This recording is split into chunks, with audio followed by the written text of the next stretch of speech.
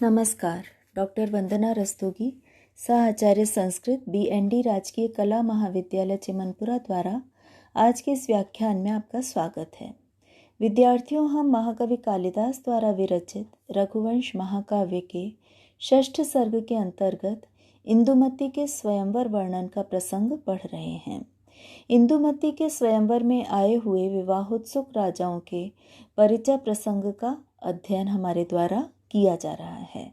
इसी क्रम में द्वारपालिका सुनंदा अनूपदेश के राजा का वर्णन करते हुए उनके पूर्वज कार्तवीर्य के महान गुणों के बारे में इंदुमती को बता रही है। 39वें श्लोक में इंदुमती को बताते हुए सुनंदा कह रही है, अकार्य चिंता समकालमेव प्रादुर्भवंश्चापधरः पुरस्तात् अंतः शरीरेष्वपि यः प्रजानां प्रत्यादिदेशा विनयं विनेता।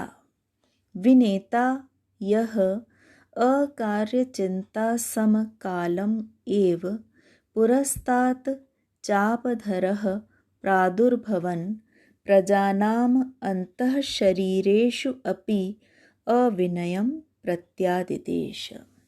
शब्द के अन्वय अनुसार अर्थ इस प्रकार से है।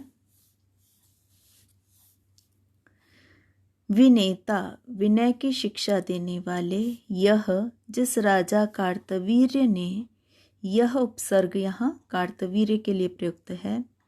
अकार्य चिंता समकालमेव, अकार्य जो न करने योग्य कर्म है, बुरे कर्म या न करने योग्य कर्म के चिंता विचार करते समय ही, समकालम एव विचार करते समय ही, तत्काल, पुरस्तात सामने, चापधरः धनुष को, चाप धनुष को कहा जाता है, धनुष को धारण करते हुए, धनुष हाथ में लिए हुए, प्रादुर्भवन प्रकट होते हुए, प्रादुर्भूत होते हुए, प्रजानाम लोगों के, अंतः शरीरेषु अंतःकरण से भी, मन से भी, अविनयम असत आचरण को, उद्दंडता को, अविनयशीलता को, प्रत्यादिदेश निषेध कर दिया था, उसका निवारण कर दिया था।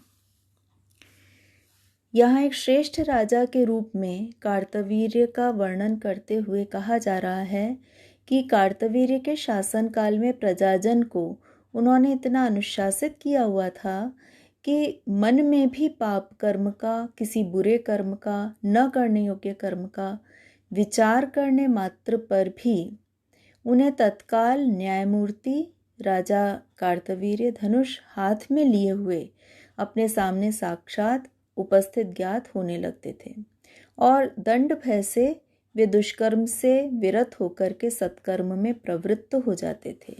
मन में भी किसी बुरे कार्य का विचार नहीं ला पाते थे।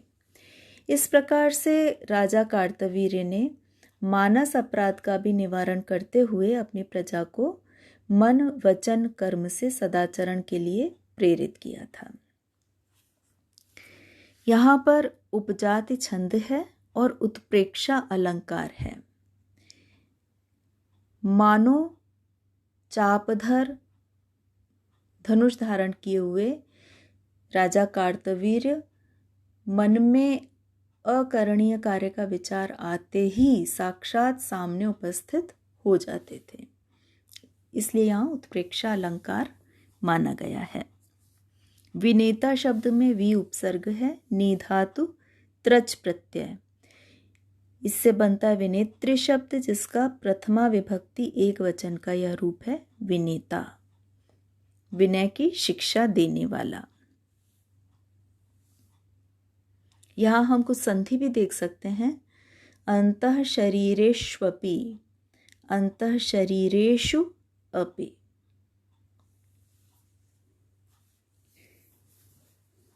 इस प्रकार से अनूपराज के पूर्वज कार्तवीर्य का ही गुणों का वर्णन करते हुए सुनंदा आगे कह रही है, ज्याबंध निष्पंद भुजेन यस्य विनिश्वसद्वक्त्र परंपरेण काराग्रहे निर्जित वासवेन लंकेश्वरेणोषितम् आप्रसादात्।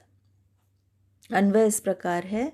यस्य कारागृहे ज्याबंध निष्पंद भुजेन विनिश्वसत वक्त्र परंपरेण निर्जित वासवेन लंकेश्वरेण अप्रसादात उषितम। यस्य जिस राजा कार्तवीर्य के कारागृहे, कारागृह में, बंदी गृह में, जेल के लिए शब्द प्रयुक्त किया गया है।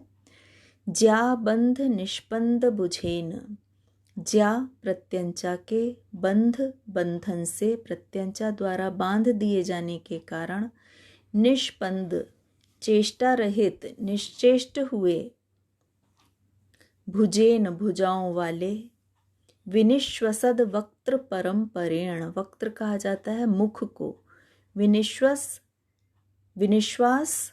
दीर्घ श्वास, विनिश्वसत विनिश्वास लेते हुए, दीर्घ श्वास लेते हुए, वक्त्र परंपरेण मुखों की पंक्तियों वाले, लंकेश्वर का विशेषण है इसलिए मुख पंक्ति कहा गया है, अपने 10 मुखों से गहरी सांसें लेते हुए, निर्जित वासवेन, वासव इंद्र का पर्याय है, इंद्र को भी जीत लेने वाले, इंद्र पर विजय प्राप्त करने वाले, लंकेश्वरेण, लंका के अधिपति रावण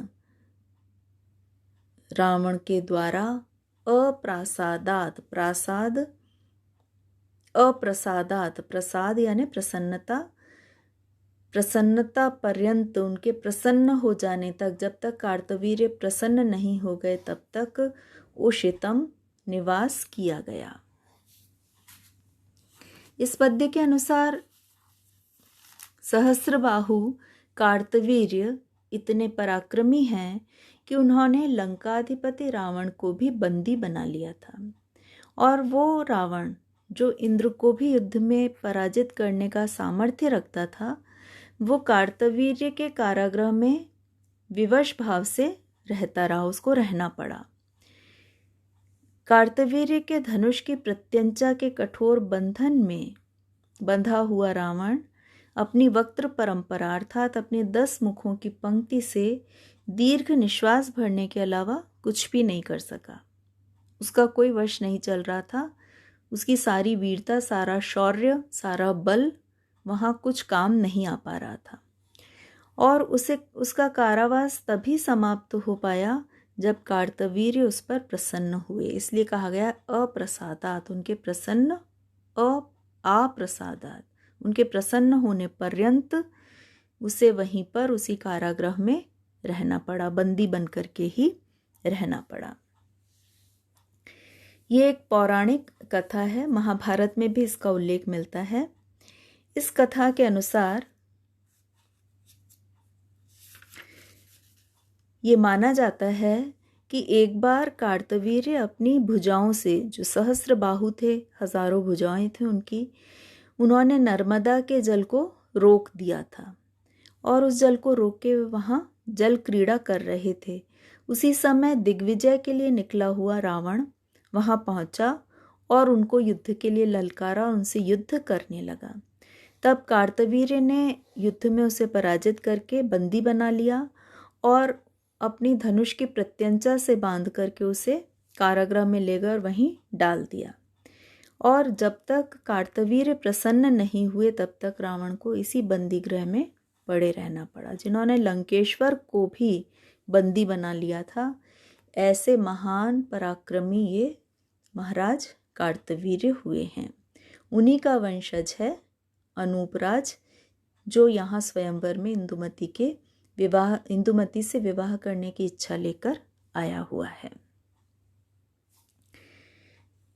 यहाँ पर उपजाति छंद है और लंकेश्वर के लिए जो विशेषण प्रयुक्त किए गए हैं, जाबंध निष्पंद भुजेन विनिश्वसद वक्त्र परंपरेण निर्जित वासवेन, ये सभी जो तृतीया विभक्ति एक वचन के शब्द हैं, ये सभी लंकेश्वर के विशेषण हैं। तो साभिप्राय विशेषणों का प्रयोग किए जाने से यहाँ पर परिकर अलंकार माना गया है। अगला पद्य है, इसमें सुनंदा कार्तवीर्य जैसे पराक्रमी पूर्वज का परिचय देने के उपरांत अब अनूपराज के विषय में इंदुमती को बतला रही है। यस्तस्यान्वये भूपतिरेष जातः प्रतीप इत्यागम वृद्ध सेवी येन श्रियः संश्रय दोषरूढ़ं स्वभावलोलित्ययशः प्रमृष्टम्। श्लोक का अन्वय है तस्य अन्वये आगम वृद्ध सेवी प्रतीपः इति एषः भूपतिः जातः येन संश्रय दोषरूढ़ं श्रियः स्वभावलोला इति अयशः प्रमृष्टम्। तस्य उन राजा कार्तवीर्य के जिनका भी वर्णन किया जा रहा था, ऐसे उन राजा कार्तवीर्य के अन्वये वंश में, अन्वय शब्द वंश के लिए, कुल के लिए प्रयुक्त किया जाता है। तो ऐसे राजा कार्तवीर्य के वंश में आगम वृद्ध सेवी, आगम वेदादि शास्त्रों को कहा जाता है, तो आगम ग्रंथों का सेवन करने वाला और वृद्ध सेवी, वृद्ध जनों के प्रति सेवा भाव रखने वाला प्रतीपः, प्रतीप इति एष भूपतिः, यह प्रतीप नामक राजा भूपति, जो भूमि के पति हैं, राजा हैं, वह जातः, उनका जन्म हुआ। राजा प्रतीप का जन्म कार्तवीर्य के कुल में हुआ। और राजा प्रतीप कैसे हैं? आगम वृद्ध सेवी, वेदों और वृद्धों के सेवक हैं। येन, जिन राजा प्रतीप के द्वारा संश्रय दोष रूढ़म, संश्रय आश्रय के दोष से दूषित, इस रूप में प्रसिद्ध श्रियः लक्ष्मी का स्वभाव लोला, स्वभाव से ही चंचल है, चपल है, इस प्रकार का इति अयशः, जो अपकीर्ति थी, अपयश था, बुराई थी, वह प्रमृष्टम, उसका निवारण कर दिया, उसको धो दिया, उसको निर्मल कर दिया।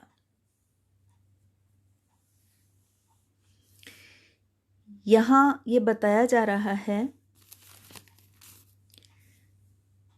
कि अनूपराज का नाम प्रतीप है। ये यहाँ हम इंदुमती को सुनंदा ने सूचित किया। प्रतीप वेदादि शास्त्रों के विद्वानों के शास्त्रों के विद्वान हैं, ज्ञाता हैं, उनका सेवन उन्होंने किया है, उनका अध्ययन किया है, और वयोवृद्ध जनों के प्रति विनम्रता भी उनमें विद्यमान है। ऐसे ये ज्ञान और विनम्रता के गुणों से युक्त हैं। उनके इन उत्तम गुणों के कारण चंचल स्वभाव वाली राजलक्ष्मी भी उनके साथ स्थिर बनी रहती है, उनको छोड़कर कहीं नहीं जाती, जबकि राजलक्ष्मी के लिए कहा जाता है कि चंचल स्वभाव वाली है। यहाँ कवि ने एक नवीन उद्भावना को अभिव्यक्त किया है कि लक्ष्मी स्वभाव से चंचला नहीं है, लक्ष्मी का स्वभाव नहीं है चंचलता, अपितु वह जिसका आश्रय लेकर रहती है उस व्यक्ति के स्वभाव के कारण वह चंचल हो जाती है। जब लक्ष्मी जिसका आश्रय लेकर के रह रही है, वह आश्रय रूप पुरुष जब व्यसनी हो जाता है तो लक्ष्मी उसे छोड़ करके अन्यत्र गमन कर लेती है। लेकिन ये राजा प्रतीप जो व्यसनों से बहुत दूर रहते हैं, लक्ष्मी इनके पास स्थिर रूप से रहेगी। इन्होंने अपने गुणों के कारण लक्ष्मी के स्वभाव के चंचलता के रूप में जो उसकी अपकीर्ति थी, अपयश था, अयश था, उसको समाप्त कर दिया है। ये निरूपण यहाँ पर किया जा रहा है। तो एक तो प्रतीप के गुणों की प्रशंसा कर दी और उन गुणों के प्रभाव स्वरूप लक्ष्मी सदैव ही इन राजा के साथ विद्यमान रहेगी, यह भी वर्णन सुनंदा ने इंदुमती के समक्ष कर दिया है। ये कारण बतलाने के कारण, हेतु का बोध होने के कारण यहाँ काव्यलिंग अलंकार है और उपजाति छंद का प्रयोग किया गया है। आज की कक्षा में इतना ही। इस प्रसंग से जुड़े आगे के श्लोकों का अध्ययन हम अगली कक्षा में करेंगे। धन्यवाद।